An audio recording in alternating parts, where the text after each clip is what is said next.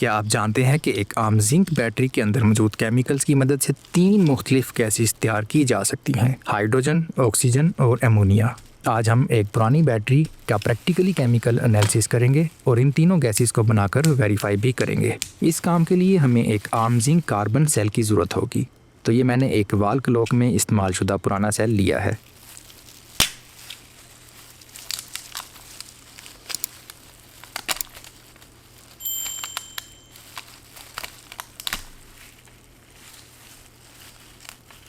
کو اس کے اندر ایک گرے سلور کلر کی سرفیس نظر آتی ہے۔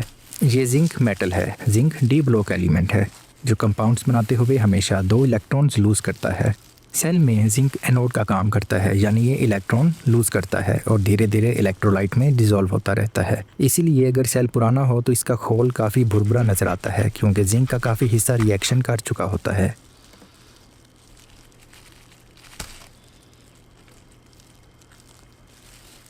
زنک کی چادر ہٹانے کے بعد اس کے اندر ایک پیپر کی لیئر ہوتی ہے۔ اسے ہٹا لیں تو اندر بلیک کلر کا مکسچر نظر آتا ہے جو مینگنیز ڈائی آکسائڈ کاربن پاؤڈر اور ایمونیم کلورائڈ پر مشتمل ہوتا ہے۔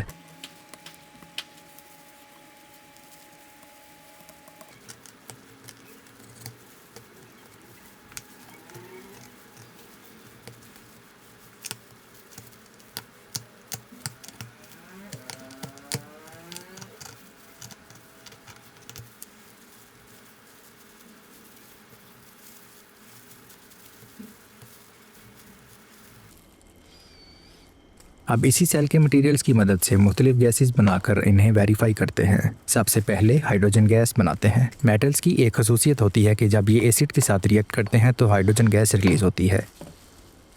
یہ ویریفائی کرنے کے لیے زنک کے کچھ ٹکڑے ٹیسٹ ٹیوب میں ڈالے اور اس پر ہائیڈروکلورک ایسڈ ڈال دیا۔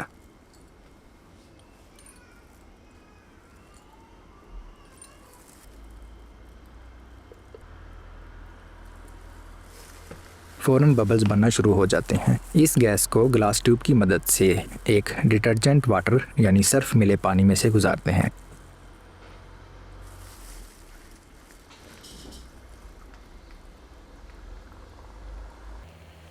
جب گیس پانی میں سے گزرتی ہے تو ببلز کی شکل میں ٹریپ ہو جاتی ہے۔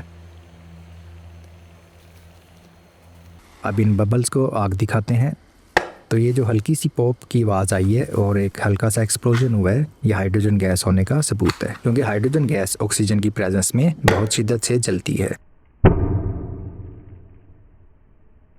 اب آکسیجن گیس بناتے ہیں۔ سیل کے الیکٹرولائٹ میں موجود مینگنیز ڈائی آکسائڈ بہت سے ری ایکشنز میں کیٹالسٹ کا کام کرتا ہے۔ اگر اسے ہائیڈروجن پر آکسائڈ کے ساتھ ملایا جائے تو یہ ہائیڈروجن پر آکسائڈ کو تیزی سے ڈیکمپوز کرتا ہے، جس سے آکسیجن گیس ریلیز ہوتی ہے۔ اس کے لیے سیل کے بلیک پاؤڈر کا کچھ حصہ ٹیسٹ ٹیوب میں ڈالتے ہیں اور اس میں ہائیڈروجن پر آکسائڈ شامل کرتے ہیں۔ گیس فوراً ریلیز ہونا شروع ہو جاتی ہے۔ آکسیجن گیس خود نہیں جلتی بلکہ جلنے کے عمل کو تیز کرتی ہے۔ اس لیے اگر اس گیس کے پاس جلتی ہوئی لکڑی کی ہلکی سی چنگاری لائی جائے تو وہ دوبارہ بھڑک اٹھتی ہے۔ یہ آکسیجن گیس کا کلاسیکل ٹیسٹ ہے۔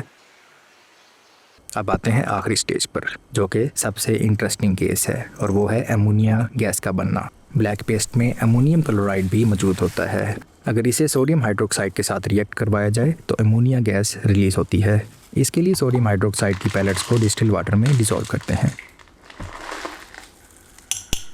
یہ ری ایکشن بہت زیادہ ہیٹ ریلیز کرتا ہے، اسی لیے اس ایکسپیریمنٹ کے لیے الگ سے ہیٹ دینے کی ضرورت نہیں پڑتی۔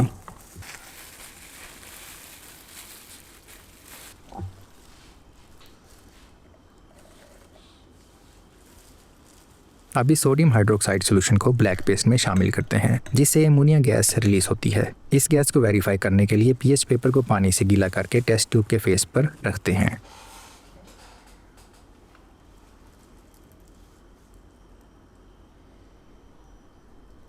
ایمونیا پانی میں ڈیزولو ہو کر بیسک سولوشن بناتی ہے، جس کی وجہ سے پی ایچ پیپر کا رنگ گرین یا بلیو ہو جاتا ہے۔ تو ایک عام زنک کاربن سیل کے اندر موجود کیمیکلز کی مدد سے اور مناسب ری ایجنٹ کے ساتھ ری ایکشن کروا کے ہم ہائیڈروجن، آکسیجن اور ایمونیا جیسی 3 مختلف گیسز تیار کر سکتے ہیں۔ تو یہ تھا ایک عام زنک کاربن سیل کے اندر موجود مٹیریلز کا کیمیکل انالیسس۔ تو اگر آپ کو ویڈیو پسند آئی ہے تو نیچے کمنٹ کریں اور ہمارا یوٹیوب چینل سبسکرائب کریں۔ شکریہ۔